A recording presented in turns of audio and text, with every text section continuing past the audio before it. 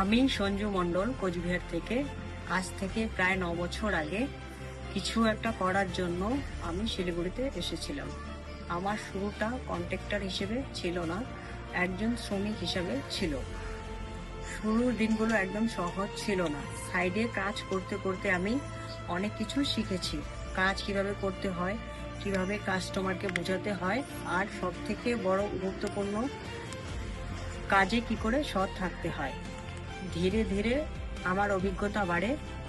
আমি আমার সেই অভিজ্ঞতাকে কাজে লাগিয়ে একসময় আমি নিজে কন্ট্রাক্টর হিসেবে কাজ শুরু করি।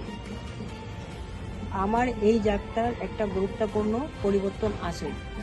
তখন এশিয়ান পেইন্টসের একজন এক্সিকিউটিভ আমার কাজ লক্ষ্য করেন।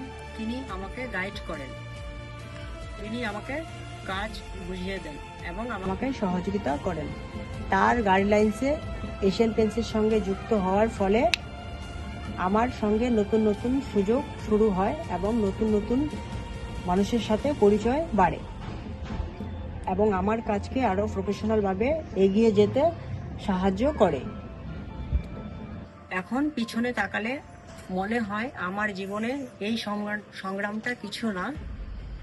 কোচবিহার থেকে শিলিগুড়ি, শ্রমিক থেকে কন্ট্রাক্টর, সফরটা অনেকটা দীর্ঘ ছিল, কিন্তু এই যাত্রা এখনো শেষ হয়নি। এখনো অনেক কিছু শেখার ও করার আছে।